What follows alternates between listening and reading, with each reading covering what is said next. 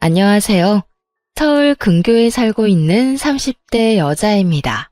저는 그야말로 믿는 도끼의 발등이 제대로 찍혀 이혼을 하게 되었는데요.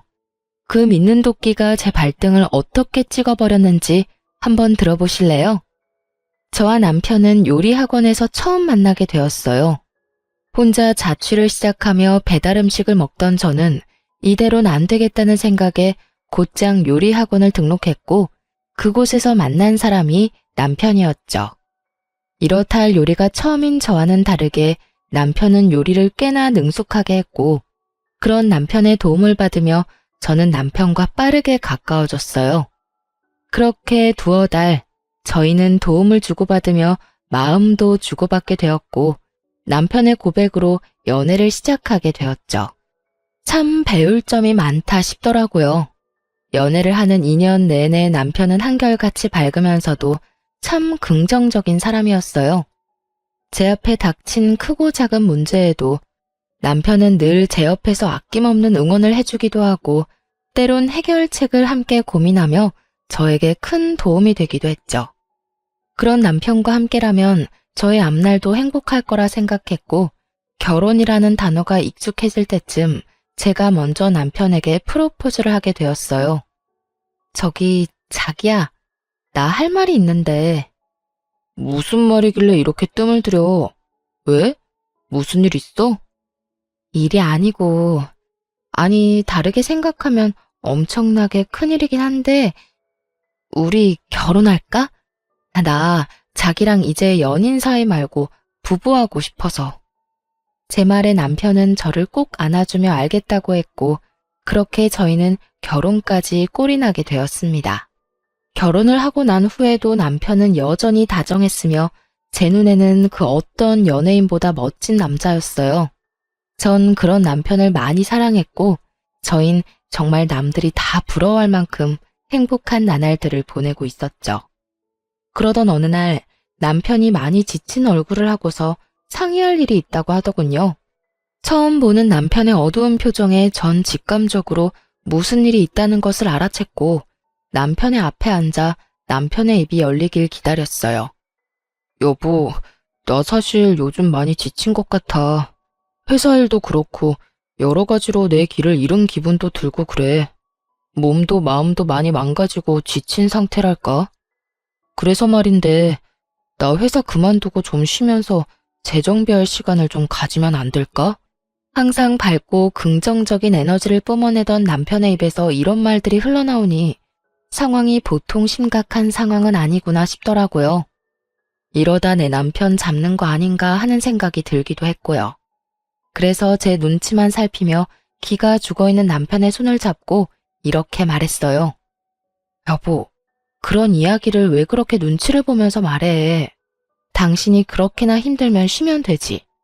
당신 하나 쉰다고 해서 우리 집 안 망해. 그러니까 다른 걱정은 하지 말고 당신 몸, 당신 마음이나 재정비해. 여보, 그렇게 말해줘서 고마워. 고맙긴. 만약 내가 힘들어서 회사 때려치우고 싶다고 하면 당신은 뭐라고 할 거야? 그렇게는 절대로 안 되니 죽는 한이 있어도 회사 다니라고 할 거야? 아니, 그건 아닌데. 그래도 내가 가장이고 남자니까 이런 이야기 꺼내기가 쉽지 않더라고. 가장이고 남편인 거 중요하지. 그런데 여보, 나는 당신이 제일 중요해. 당신이 행복하고 당신이 건강해야 나도 행복해지고 건강해져. 그러니까 이제 부담감 좀 내려놓고 다른 길을 찾아봐. 저는 두말 없이 남편의 의견을 따르기로 했고 남편은 그런 저에게 고맙다며 눈물까지 글썽이더군요. 그 결정이 저에게 피눈물이 되어 돌아올 거라는 생각은 그땐 상상하지도 못했네요. 그렇게 남편은 회사를 그만뒀고 제가 이 집의 가장이 되었죠. 남편은 한동안은 쉬며 다른 일자리는 천천히 알아보기로 했고 저 역시 꽤 쉴 것을 예상했던 터라 그저 남편의 뜻을 지켜보기로 결정했죠. 그간 모아뒀던 것도 있기도 했고 조금 아낀다면 생활이 불가능한 상황도 아니었기에 남편의 퇴직금은 감당할 수 있을 거라 생각했는데 문제는 전혀 예기치 못한 곳에서 일어나더라고요. 그건 바로 남편의 씀씀이었어요. 남편은 한동안은 모자랐던 잠을 잔다거나 책을 읽는 등 주로 집안에서 시간을 보내며 그간의 노고를 씻어내곤 했었는데 어느 순간부터 밖으로 나돌기 시작하더니 이때껏 보지 못한 사치가 시작되더라고요. 스트레스를 돈으로 풀기로 작정이라도 한 사람처럼 속된 말로 돈을 물 쓰듯 흥청망청 쓰기 시작하는데 이대로 괜찮은가 하는 생각마저 들더라고요. 처음에는 그러려니 했던 마음도 남편의 사치가 점점 심해지니 이건 아니라는 생각이 들었고 어느 날은 상의도 하지 않고 차를 바꾼 것을 보는 순간 전 이대로는 안 된다는 생각이 확실하게 들더군요. 그래서 결국 남편에게 한마디 하게 되었죠. 여보, 차는 언제 바꾼 거야? 전에 타던 차도 상태 괜찮았잖아. 그게 친구가 차를 바꿨는데 한번 몰아보니까 괜찮더라고. 그래서 나도 기분 전환할 겸 해서 바꿔버렸어. 기분 전환 겸? 차가 한두 푼도 아니고 그렇게 비싼 걸 살 거였으면 나하고 상의 정도는 했어야지. 당신 회사 일로 바쁘니까 그냥 혼자 결정한 거지. 그리고 내가 내 돈으로 산다는데 당신이 왜 화를 내? 다 내가 능력이 되니까 산 거라고. 그러니까 당신도 이 일엔 뭐라고 말하지 마. 내가 알아서 능력껏 쓰는 거니까. 낯설더라고요.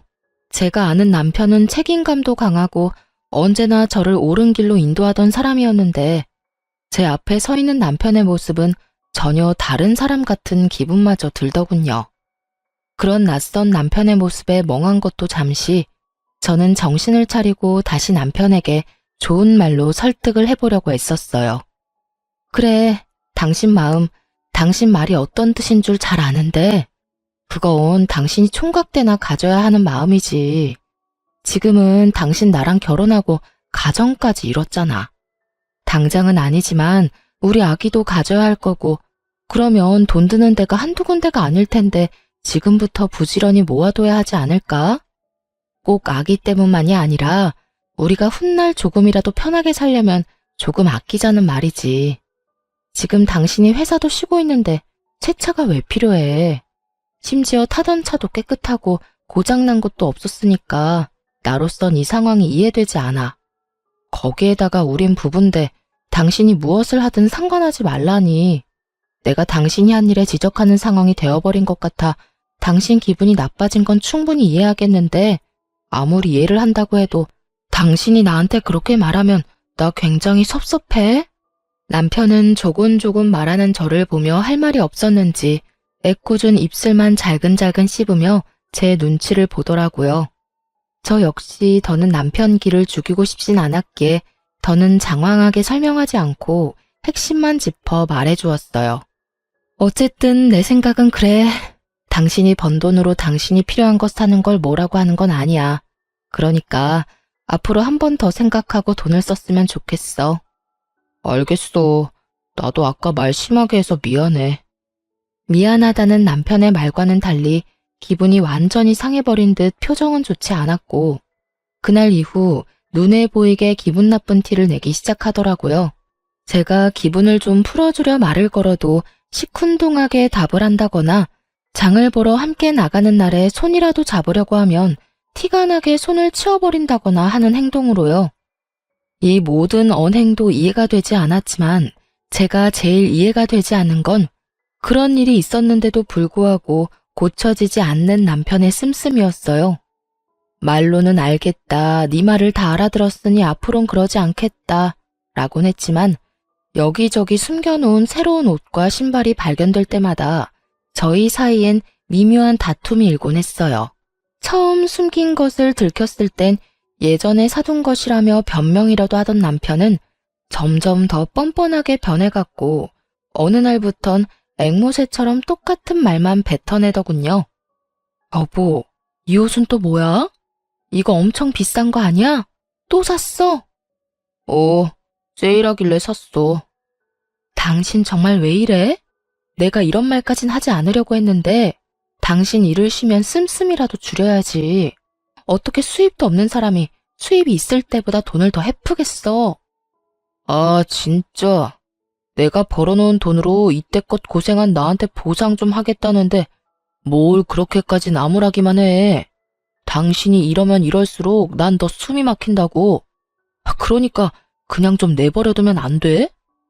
모든 일엔 정도라는 것이 있는 것인데 남편은 그 정도라는 것은 알지도 못하는 사람처럼 굴었고 상황이 그렇게까지 되자 저는 더 싸우고 싶지도 않아 입을 다물게 되더군요.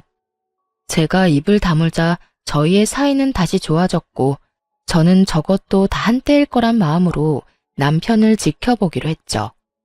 그러던 어느 날 아빠가 갑자기 쓰러지셨다는 소식을 듣게 되었습니다. 엄마는 제가 고등학교 때 돌아가셨고 외동딸인 저는 아빠의 걱정이 클 수밖에 없는 상황이었죠. 천만 다행으로 아빠는 위험한 고비는 넘기고 수술을 하게 되었지만 의식이 없던 터라 수술비를 제가 마련해야 하는 상황이 되어버렸어요. 친정에 돈이 없는 것은 아니었으나 아빠가 의식이 없으니 여기저기 적금 등으로 묶인 친정 돈은 제가 마련할 방도가 없었고 아빠도 저도 신용카드는 쓰지 않던 터라 갑작스럽게 큰 현금이 필요한 상황이었어요. 저는 하는 수 없이 시댁으로 찾아가게 되었습니다. 사실 제가 결혼을 하고 난 후 얼마 되지 않았을 때 시댁에 금전적 위기가 있었는데요. 시집 오기 전 아빠가 비상금을 하라며 주셨던 돈을 시아버지에게 빌려드린 적이 있었거든요. 아버님, 이거 제가 시집 올 때 비상금으로 받아왔던 돈이에요. 요즘 힘드시다는 이야기 들었는데 이걸로 우선 급한 불부터 끄세요. 아가야, 내가 아무리 급하다고 한들 어찌 이 돈을 받을 수가 있겠느냐? 어차피 제가 가지고 있어도 지금은 쓸 데도 없는걸요. 일단 쓰시고 여유 되실 때 이자까지 쳐서 주세요. 고맙다 고마워. 내가 조금씩 갚아나가마. 내가 이 은혜 잊지 않으마 아가. 시부는 그때 해준 약속처럼 저에게 다달이 돈을 갚아주고 있었지만 지금 현재 저에겐 큰 돈이 필요했기에 이젠 사정이 나아진 시댁을 찾아갈 수밖에 없는 상황이었죠. 갑작스러운 저의 방문에도 시댁에는 시모뿐 아니라 시부도 저를 기다리고 계셨고 저의 안색이 좋지 않음을 눈치를 챈 시부가 무슨 일이냐며 물어왔어요. 아가야, 무슨 일이길래 안색이 그리도 좋지 않은 게야? 그게 친정아버지가 쓰러지셨어요. 그래서 수술비가 급하게 필요한데 갑자기 그 큰 돈을 구할 데도 없고 해서 앞전에 빌려드린 돈을 좀 받을 수 있을까 해서요. 아무래도 돈 이야기이니 조심스러워질 수밖에 없었고 그 어느 때보다 신중하게 꺼낸 말이 끝나자마자 시부와 시모의 눈치를 살필 수밖에 없더군요. 그런데 제 말을 들은 시부의 얼굴이 불그락 푸르락 환한 얼굴이 되어갔고 전 왜 그러는지 이유를 알 수 없으니 그저 눈치만 더욱 살피게 되더라고요. 그간 시댁 어른들의 인성을 지켜본 바론 제가 단순히 돈 이야기 좀 꺼냈다고 저리 인상을 찌푸릴 사람들이 아니었던 터라 전 시부가 화를 내는 그 상황이 좀처럼 이상하게 느껴지더군요. 침묵은 저의 예상보다 길어졌고 그 무거운 침묵을 깬 건 다름 아닌 시모였습니다. 이 자식이 진짜 도대체 무슨 짓을 하고 다니는 거야? 시모의 첫마디에서 알게 되더라고요. 아, 남편이 큰 사고를 치고 있구나 하고요. 전 최대한 마음을 가다듬으며 시모에게 연유를 물었어요. 어머님, 왜 그러세요? 아가, 혹시 네 남편한테 돈 받은 거 없니? 네? 돈이요? 무슨 돈이요? 그게 네 남편이 얼마 전에 너한테 큰 돈이 필요하다면서 돈을 좀 많이 받아갔어. 그때 좀 이상하다 싶긴 했는데 아무래도 돈 이야기이다 보니까 너도 선뜻 이야기 꺼내기 힘들 수도 있겠다 싶어서 우린 너한테 부담 주기 싫어서 연락을 안 했던 건데 이를 정말 어째? 그간 남편의 사치스러운 행적들이 떠오르며 어이가 없어 할 말이 생각나지 않더라고요. 자기가 번 돈으로 자기가 쓴다고 하더니 사실은 그 돈들이 아빠가 준 제 돈이었으니까요. 도무지 이때껏 제가 알고 있던 남편의 모습은 무엇이었나 하는 마음도 들더라고요.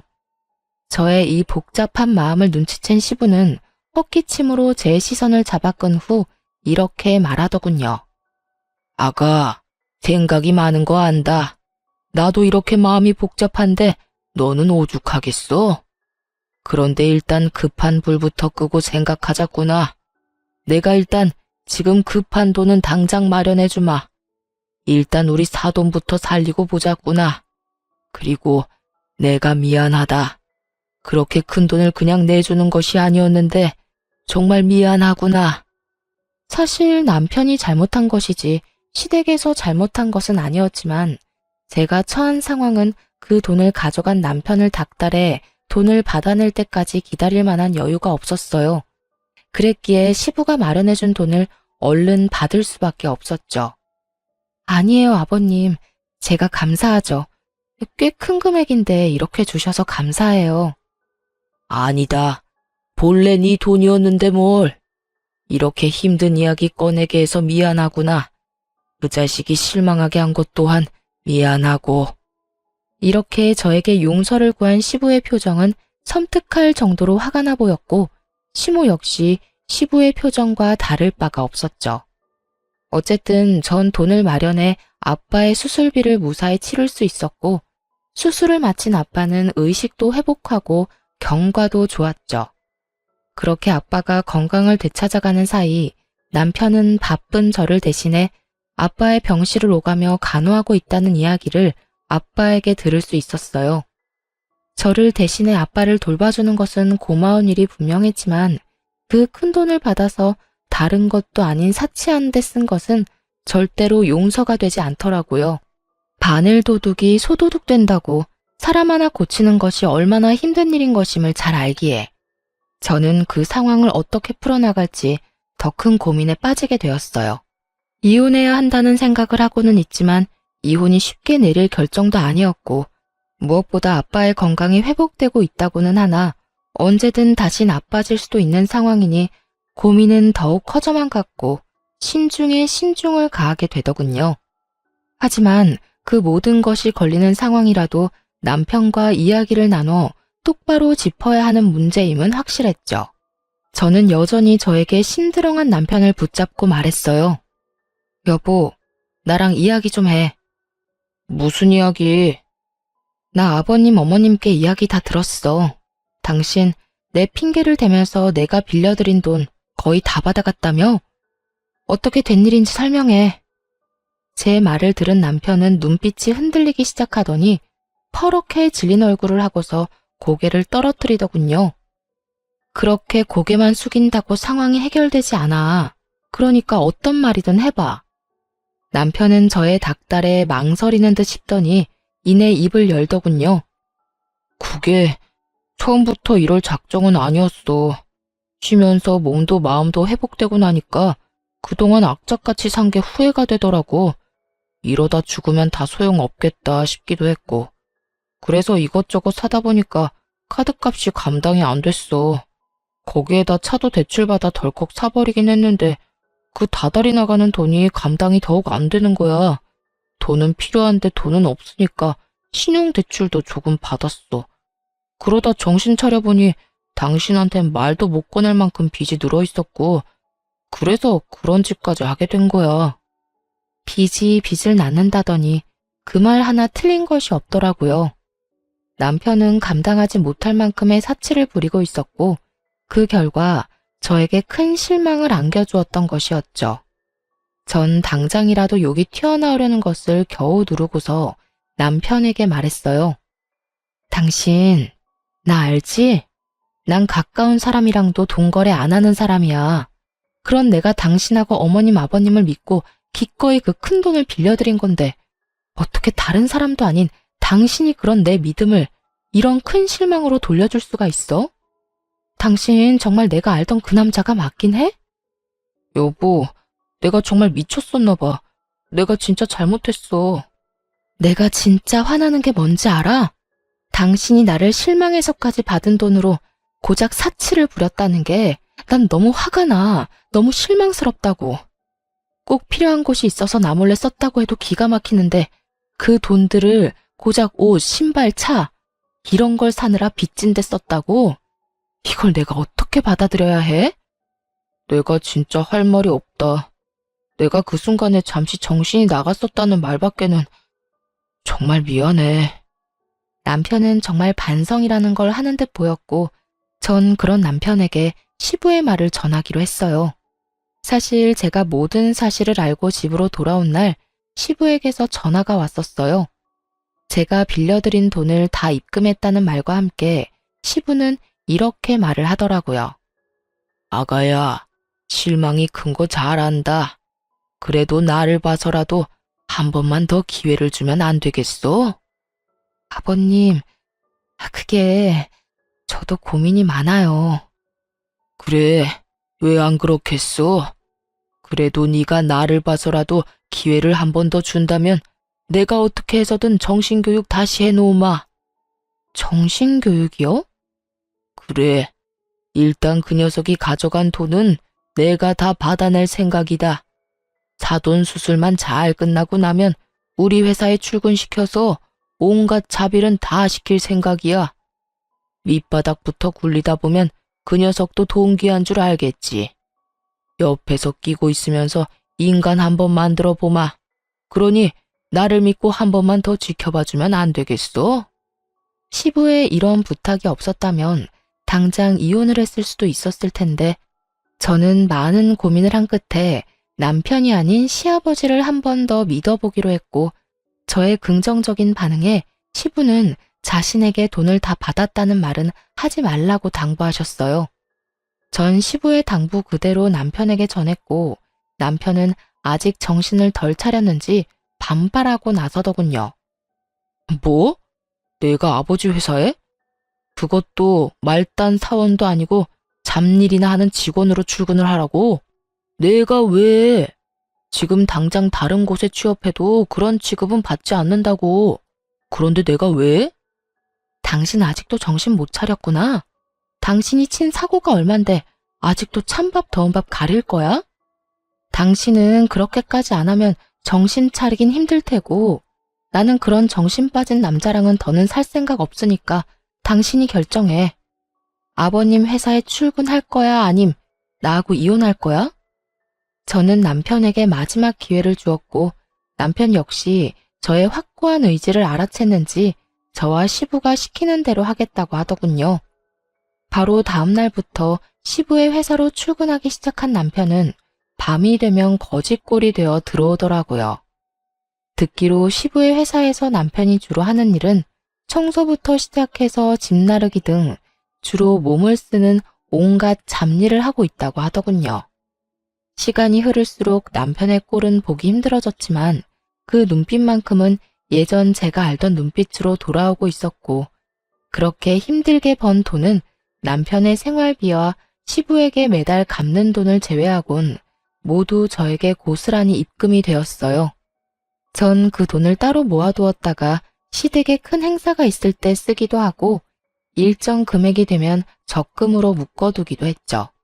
그렇게 1년 남짓 남편은 제가 알던 남편의 모습으로 돌아와 있었고 전 그 당시 남편과 이혼을 하는 대신 기회를 한 번 더 주었던 것을 참으로 다행이라고 여기며 지내고 있었죠. 그러던 어느 날부터인가 남편의 퇴근이 늦어지기 시작했고 왜인지 이상한 예감에 우선 시아버지한테 전화를 걸었죠. 요즘 남편이 계속 늦어진다고 말하며 회사가 많이 바쁘냐고 물었고 아버님이 바쁘긴 한데 정작 남편이 야근까지 하는지는 몰랐다며 회사에 전화해서 남편이 정말 일을 하고 있는 것인지 확인해 보겠다며 전화를 끊었습니다. 얼마 지나지 않아 시부에게 전화가 걸려왔고 전 그 전화를 받았죠. 네, 아버님. 그래, 아가. 회사에 전화해보니 그 녀석 창고 정리를 하고 있다고 하더구나. 녀석도 참 시키지도 않았는데 그런 일까지 다 하고 말이다. 어머, 그래요? 야식이라도 준비해 놓아야겠어요.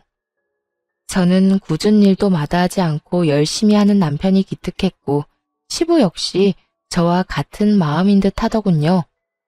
저기 아가, 근 1년 동안 지켜보니 정신도 좀 차린 것 같고 요즘엔 열심히 일하는 게 기특하기도 해서 이제 일다운 일 좀 시켜보려는데 네 생각은 어떠냐?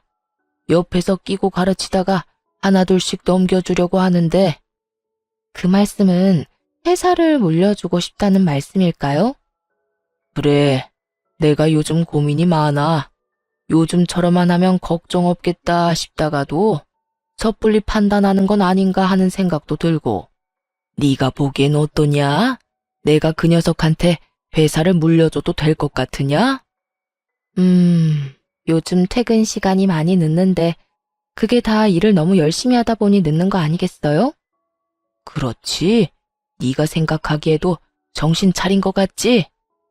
네, 아버님께서 가까이에서 좀 더 들여다보시고 이제 되었다, 이제 좀 안심하고 맡겨도 되겠다 싶으실 때 아버님 뜻대로 하셔요. 제 말을 들은 시부는 다시 생각해도 남편이 기특한지 연신 허허 웃으시다 전화를 끊으셨고 저 역시 기특한 남편을 위해 야식을 만들어 놓고 기다렸어요. 하지만 아무리 기다려도 남편은 오지 않았고 12시가 넘어 남편에게 전화가 오더라고요. 그 전화는 택시 기사분이 건 전화였고 집까진 왔는데 남편이 너무 취해 정신을 못 차리고 있다고 하더군요. 저는 부랴부랴 밖으로 나가보았고 그곳엔 제대로 걷지도 못할 정도로 취한 남편이 있었어요. 이상하더군요. 술을 먹을 수도 있고 취할 수도 있는 것이었지만 시부와 통화한 것이 9시가 조금 넘었을 때였고 적어도 남편은 10시 정도면 퇴근을 했을 텐데 12시가 훨씬 넘은 시간까지 술을 마셨다니 전 비틀거리는 남편을 부축하며 추궁 아닌 추궁을 하기 시작했죠. 여보, 괜찮아? 정신 좀 차려봐. 괜찮아. 난 괜찮아. 아, 이 사람이 진짜 누구랑 마셨어? 누구랑 마셨길래 이렇게 많이 마셨어? 그리고 지금 시간이 몇 시인 줄 알아? 내가 못 살아, 정말. 그냥 아는 형이랑 먹었어. 이야기하다가 먹다 보니 이렇게 됐네. 미안해. 이렇듯 두루뭉술하게 넘어가는 남편을 보며 이 인간 또 숨기는 게 있구나 싶었죠. 그리고 그 다음날 남편은 또 늦는다는 연락을 하더라고요. 솔직히 일하는 걸 제 눈으로 직접 확인한 적도 없어서 이번 기회에 야근하는 남편 응원도 할 겸 찾아가기로 결심했죠. 간단한 요깃거리와 함께 평소 남편이 좋아하는 인삼물을 끓여서 말이죠. 회사에 도착하니 전날 들은 말처럼 다른 곳은 불이 다 꺼져 있는데 창고에서만 불빛이 새어나오고 있더라고요. 그 늦은 시간까지 열심히 일하고 있는 남편을 떠올리니 입가에 절로 미소가 지어지며 흐뭇한 마음마저 다 들더군요. 전 남편의 일을 방해하고 싶지 않은 마음에 적당한 타이밍을 위해 창고 안을 조심스럽게 들여다보았고 살짝 들여다본 창고 안의 광경은 그야말로 충격 그 자체였습니다. 아무렇게나 바닥에 내팽겨쳐진 옷가지들과 함께 남편에게 붙어있는 여자. 전 두 눈으로 보고 있으면서도 믿지 못할 광경에 큰 충격에 빠져 멍하니 있다 몰래 숨어 사진만 몇 장 남겼네요.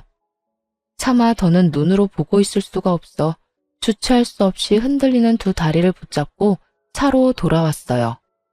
몰래 찍은 사진이 없었다면 꿈이라고 믿고 싶을 정도로 충격이 크더군요. 충격에 빠져 울던 저는 시부의 얼굴이 떠올랐고 얼른 전화를 걸었죠. 그래, 아가야. 이 시간에 무슨 일이냐? 아버님, 그게 혹시 그이랑 지금 회사에 같이 있는 여자가 있는데 누구인지 아시나요? 그게 지금이라면 우리 회사 경리일 거다. 오늘 창고 재고 조사하면서 정리한다고 했었어. 김 과장도 오늘 남았나? 외근 나갔었지. 두 사람이 우리 회사에 오래 일한 사람들이라 한다. 회사에서 만나서 결혼까지 한 우리 회사 유일한 사내 부부지. 그런데 그건 왜 묻는 게야? 무슨 일 있는 게야? 아버님, 놀라지 마세요. 저 지금 회사에 왔는데 글쎄 창고에서 두 사람이 바람을 피우고 있더라고요. 아무래도 남편과 붙어있는 여자도 회사 사람 같아서 여쭤봤어요. 뭐야? 그게 사실인 게야? 네, 아직 그 두 사람 창고 안에 있어요. 아버님, 지금 당장 그 김 과장이라는 분 좀 회사로 불러주세요. 시부는 화가 엄청나게 난 듯했고 그 화는 제 말을 완전하게 믿는다는 뜻과도 같았죠. 그렇게 전화를 끊은 전 얼굴 한번 본 적 없는 김 과장이라는 사람을 기다렸고 얼마 지나지 않자 신발도 제대로 신지 않은 김 과장이 다급히 창고로 뛰어들어가더군요. 그 뒤로는 뻔한 결말이었어요. 남편은 옷도 제대로 갖춰 입지 못한 채 김 과장에게 머리채를 잡혀 창고 밖으로 끌려 나오고 있었고 그 뒤를 울고불고 난리가 난 상간녀가 나오더군요. 전 그 모든 광경을 지켜보고 있었고 남편은 김 과장에게 일방적으로 맞기 시작했어요. 한참을 맞고만 있던 남편은 김 과장의 주먹질이 끝나자 그 앞에 무릎을 꿇고 빌기 시작하더라고요. 과장님, 죄송합니다. 정말 죄송합니다. 제가 잠시 미쳤었나 봅니다. 죄송? 이게 죄송하다는 말로 끝날 문제야. 어떻게 가정 있는 여자랑 그딴 짓을 할 수가 있어? 그것도 내 와이프인 거 뻔히 알면서 어떻게 그딴 짓을 할 수가 있냐고? 정말 죄송합니다. 입이 10개라도 할 말이 없습니다. 제발 한 번만 용서해 주십시오. 용서? 이게 용서가 될 일이라고 생각해? 도대체 언제부터야? 도대체 언제부터냐고? 얼마 되지 않았습니다. 정말이에요. 그러니까 과장님, 제발 아버지랑 제 아내한테만큼은 비밀로 해주시면 안 되겠습니까? 뭐? 비밀? 네, 그 두 사람 알면 저 진짜 죽습니다. 제발 좀 살려주십시오. 제발요. 이렇게 부탁드리겠습니다. 남편은 김 과장의 발밑에 엎드려 눈물을 흘리고 빌었고 그런 모습을 보던 상간녀 역시 무릎을 꿇고 빌기 시작하더군요. 여보, 정말 잘못했어. 그런데 우리 오늘이 정말 처음이야. 믿어줘. 아까 창고 정리하다가 너무 힘들어서 밥 먹으면서 반주 좀 했는데 술 기운에 그만. 실수야, 실수. 실수? 그게 실수라고? 그 말을 내가 믿을 것 같아? 믿어줘. 정말이야. 지금 이 상황만 보지 말고 이때껏 내가 당신하고 살면서 보여준 모습들을 떠올려봐. 나 당신 정말 사랑하고 누구보다 열심히 살았잖아. 그러니까 이번 한 번만 용서해줘. 나 당신하고 이혼하면 못 살아. 그래? 그럼 살지 마. 뭐? 나하고 이혼하면 못 산다며? 나 당신 같은 여자랑 더는 못 사니까 무슨 일이 있어도 이혼할 거야. 그러니까 못 살겠으면 살지 말라고. 여보, 제발, 제발 용서해줘. 내가 이렇게 빌게. 단호한 김 과장과 그런 김 과장을 붙잡으며 애원하는 상간녀. 마치 막장 드라마의 한 장면 같더군요. 뒤늦게 저의 모습을 발견한 남편은 그야말로 얼굴이 사색이 되어가고 있더군요. 여보, 여기 어떻게 왔어? 어떻게 오긴.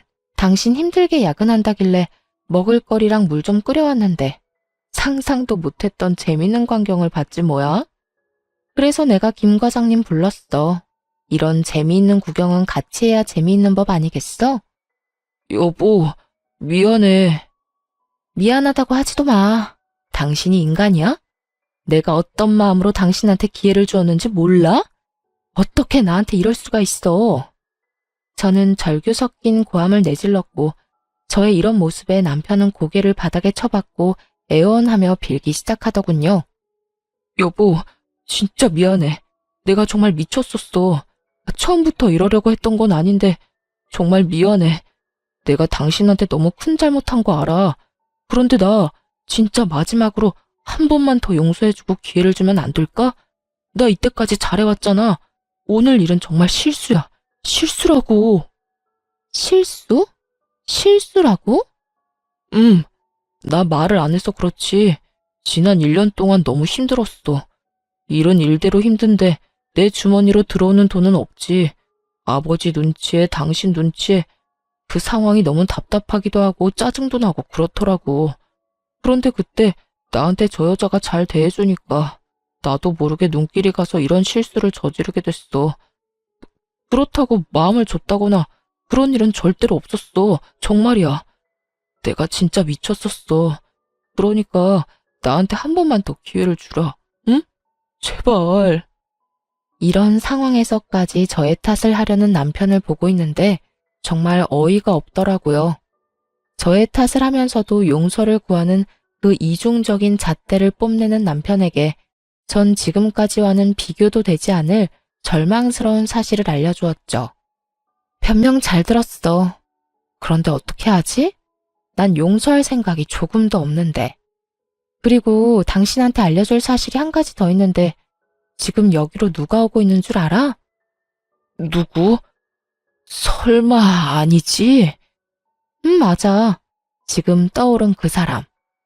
아버님 지금 오고 계셔. 아마 다 오셨을 거야. 내가 과장님을 어떻게 불렀겠어? 다 아버님께 말씀드려서 불렀지. 제 말에 남편은 제가 등장했을 때보다 더 큰 절망에 빠지며 얼굴이 새파랗게 질려가더군요. 새파랗게 질려가는 건 상간녀도 마찬가지였고 남편은 저와 김 과장에게 애원하며 부탁하기 시작하더라고요. 여보, 과장님, 제발 저 한 번만 좀 살려주세요.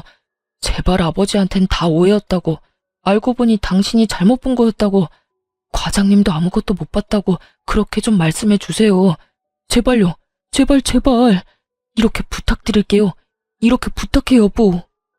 남편은 거의 바닥을 기다시피 애원했지만 그 애원이 무색하게도 그 순간 시부가 무서운 얼굴로 남편을 향해 다가와 그대로 남편의 뺨을 내리쳐버리더군요. 네 이놈, 네가 어떻게 이렇게까지 쓰레기일 수가 있어? 네 놈이 어떻게 이렇게까지 정신을 못 차릴 수가 있냐고. 이제 하다 바람까지 피워? 그것도 엄연히 가정이 있는 여자를? 아버지, 제가 다 잘못했습니다. 정말 반성하고 있어요. 정말입니다. 제발 용서해 주세요. 남편은 시부의 바짓가랑이 붙들고 용서를 구했고 시부는 그런 남편의 손을 가차없이 뿌리치더군요. 용서? 그게 네 입에서 나올 수 있는 단어라고 생각하는 게야? 내가 미쳤었지. 내가 생각을 잘못해도 한참 잘못했던 게야. 네가 요즘 열심히 일하는 것 같길래 내 회사를 맡겨도 될 거라고 내 잠깐 착각을 했구나. 자식 새끼 잘못 키운 줄도 모르고 내가 피땀 흘려 고생한 내 회사를 너 같은 버러지한테 넘겨서 망할 뻔했어. 넌 내 회사를 물려받을 자격도 없고 내 자식으로 인정받을 자격조차 없다. 이후로 네가 밖에서 죽든지 말든지 나는 신경을 쓰지 않을 테니 너도 오늘부터 부모 없다고 생각하고 살거라. 눈앞에서 회사를 놓쳐버린 남편은 애원을 넘어 간절하게 시부에게 빌기 시작했어요. 회사요? 그게 정말이세요? 저는 아버지가 그런 생각하고 계신 줄도 모르고 제가 잠시 미쳤었나 봐요. 그러지 말고 제발 한 번만 봐주세요. 저도 사람인데 실수도 할 수 있는 거잖아요, 아버지. 마지막이라 생각하시고 한 번만 더 기회를 주시면 제가 정말 더 열심히 할게요. 뭐? 실수? 네 놈이 한 짓은 실수로 덮을 수 없는 중대한 사안이고 너 하나 때문에 내 회사에서 10년 넘게 일한 과장은 소중한 철을 잃었다. 네가 사람 새끼면 회사에 눈이 멀어서 봐달라는 말이 입 밖으로 나와선 안 되는 게다. 제가 정말 입이 10개라도 할 말이 없는 상황이라는 건 잘 알아요.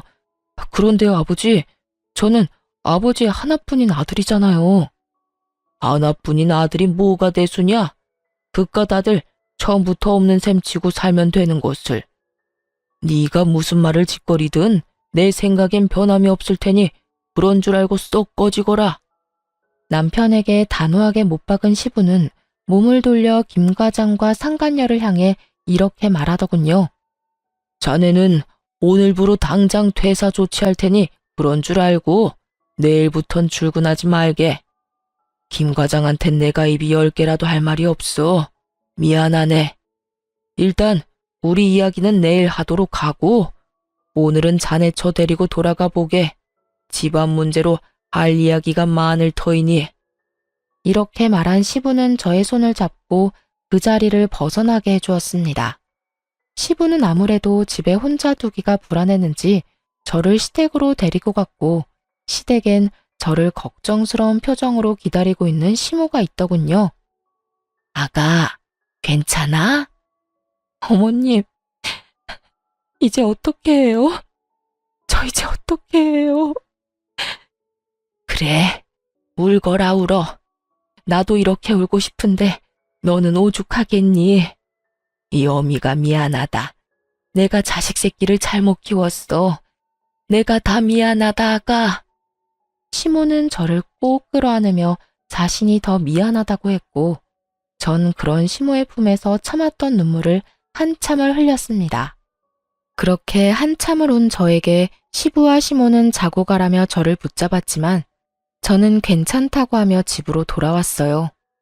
시댁에서도 쫓겨날 것이 분명한 남편이 집에서 편히 지내는 꼴은 볼 수가 없었거든요. 집으로 돌아온 저는 남편의 짐을 싸 문 앞에 던져두고 집 비밀번호를 바꿔버리곤 친정으로 가서 지내기로 했어요.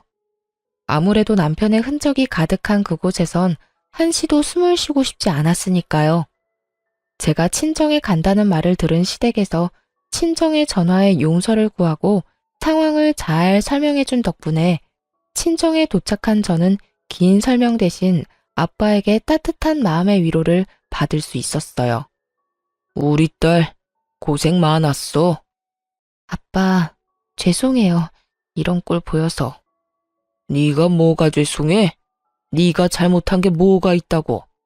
그러니까 나한테 죄송할 필요도 없어. 아빠, 고마워요. 고맙기는. 딸, 잘 들어. 그놈이랑 너랑 이혼한 이유 중에 네 잘못은 단 하나도 없어. 넌 할 만큼 했고 이젠 후회 없이 네 삶을 살면 되는 거야. 후회는 너같이 좋은 여자 놓친 그놈이나 하는 거지 네가 할 것이 아니란 말이야. 그러니까 우리 딸은 그런 미련스러운 감정은 갖지도 말고 앞으로 행복하게 너만을 위해서 잘 살자. 알겠지? 아빠는 저를 위로해 주셨고 저는 그런 아빠의 응원을 받으며 힘을 낼 수 있었습니다. 그 뒤로 전 이혼을 진행했고 다들 그렇게 하시듯 저 역시 상간녀 소송을 함께 진행하게 되었죠. 저의 예상대로 두 사람은 하룻밤의 실수가 아니었고 그 증거들은 시부의 회사 내 CCTV에서 심심치 않게 나오더군요. 여러 증거 덕에 저는 위자료를 두둑하게 챙김과 동시에 재산 분할 역시 저에게 유리한 쪽으로 판결이 나며 성공적인 이혼을 하게 되었습니다. 전 남편은 아이 시댁에서 쫓겨났다고 들었어요. 상간녀와 외도를 저지르며 빚을 또 내고 있었던 터라 이리로 보나 저리로 보나 생각할 필요도 없이 빚쟁이가 된 것은 자명한 일처럼 보이더군요. 거기에다 저에게 위자료를 줬을 뿐 아니라 상간남 위자료도 줬을 테니 그 인간에게 남은 인생도 참 한숨뿐이겠더군요. 상간녀 역시 이혼을 당했고 이혼을 하고 난 후에는 빚쟁이가 된 전 남편을 버리다시피 하고 도망을 갔다는 이야기를 들을 수 있었습니다. 그 뒤론 전 남편의 소식을 듣지 못하고 살았는데 몇 달이 흐른 어느 날 시부에게서 연락이 왔더라고요. 며칠 전 전 남편이 시댁으로 찾아왔는데 제 생각이 나더라면서요. 아가, 잘 지내고 있어? 네, 그럭저럭 지내고 있어요. 아버님이랑 어머님은 잘 지내시죠? 그럼 우린 잘 지내고 있다. 며칠 전에 그 녀석이 집으로 찾아왔더구나. 그래서 네 생각이 나서 전화해봤어. 어떻게 지내나 싶어서. 아, 그랬어요? 아직 집에 들이지 않으셨던 거예요? 전 이쯤이면 당연히 집에 들이셨을 거라 생각하고 있었는데. 집에 들이기는 무슨 거짓골을 하고 찾아왔길래 다시는 찾아오지도 말라고 소리치곤 대문도 안 열어줬다. 꼴을 보아하니 빚이 산더미인 것 같더구나. 지내는 곳도 마땅하지 않은 것 같았고 그래도 받아주지 않았어. 그딴 놈 받아줘봤자 내 명줄만 재촉하는 꼴이지 않겠냐. 또 무슨 짓을 벌여 내 뒤통수 칠 줄도 모르는 일이고. 나도 나지만 네 시어머니가 화가 단단히 나서 절대 안 받아줄 거라고 하더구나. 아, 그러셨어요. 아무리 그래도 속은 많이 상하셨겠어요. 속상한 거야 말도 못하지만 어쩌겠냐. 자식 새끼 잘못 키운 벌이다 생각해야지. 어찌되었든 너만 잘 지낸다고 하면 다 되었다. 목소리 들어보니 괜찮은 것 같아 조금은 안심이 되는구나. 앞으로도 잘 살거라 아가. 네, 아버님. 연락 주셔서 감사해요. 건강하세요. 그렇게 전화를 끊은 후 시부와 시모에게 감사한 마음에 눈물이 나더군요. 피 한 방울 섞이지 않은 전 며느리에게 이렇게까지 마음을 써주시는 게 쉬운 일은 아니니까요. 전 남편의 일만 아니었다면 좋은 가족이 되었을 텐데 참 안타까운 마음도 들더군요. 시부의 연락을 마지막으로 더는 전 남편의 소식은 들을 수 없었지만 궁금하진 않더군요. 전 제 나름대로의 복수를 다했다고 생각했기에 더는 지나간 악연을 떠올릴 필요가 없었으니까요. 그 후로 전 여전히 회사에 다니며 잘 지내고 있습니다. 집은 이혼 후 친정과 가까운 곳으로 이사를 했고 아빠 건강도 많이 좋아지셔서 주말에는 주로 친정에서 시간을 보내거나 아빠와 나들이를 가거나 하고 있어요. 아, 최근에는 아빠가 집에서 쉬게 되시면서 이쁜 반려견을 한 마리 선물했었거든요. 그런데 그 반려견을 산책시키며 알게 된 여사님과 요즘 좋은 감정으로 가깝게 지내시는 것 같아 여러모로 흐뭇한 나날들을 지내고 있어요. 요즘 알게 모르게 저와 보내시는 주말이 줄어드는 것을 보아하니 조만간 여사님을 저에게 소개시켜주는 날을 기다리고 있기도 하답니다. 긴 세월 외로웠던 저희 아빠 구제해준 여사님을 뵙게 되면 제가 정말 잘 대해드리려고요. 전 아직 재혼 생각은 절대 없어요. 이혼할 당시에 그런 생각이 많이 들더라고요. 만약 남편이 돈 사고를 쳤을 당시에 바로 이혼을 했다면 어땠을까 하고요. 수도 없이 많이 생각해봤지만 그때마다 결론은 같더군요. 후회는 없다. 사연을 듣고 계신 분들은 이런 제 생각이 답답하실지 몰라도 저는 그렇더라고요. 만약 그때 바로 이혼했다면 전 남편이 외도를 저지른 꼴은 보지 않았겠지만 고작 돈 때문이라는 생각으로 했을 이혼이라면 분명 후회했을 거라고요. 하지만 지금의 전 볼 꼴 못 볼 꼴을 다 봤고 그로 인해 오만정이 다 떨어진 상태이기에 후회는커녕 후련하기까지 해요. 그렇기에 지금의 삶이 더 감사하고 만족하며 잘 살고 있어요. 이로써 저의 길었던 사연은 끝이 났네요. 제 사연을 함께 해주신 모든 분 너무나도 감사하고 다들 늘 행복하세요.